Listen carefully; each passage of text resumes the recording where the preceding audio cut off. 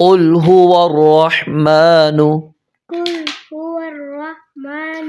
آمنا به آمنا به وعليه توكلنا وعليه توكلنا توكلنا فستعلمون من هو في ضلال مبين قل أرأيتم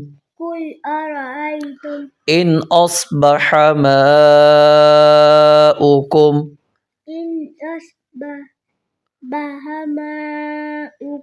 غورا فمن يأتيكم بماء معين بماء معين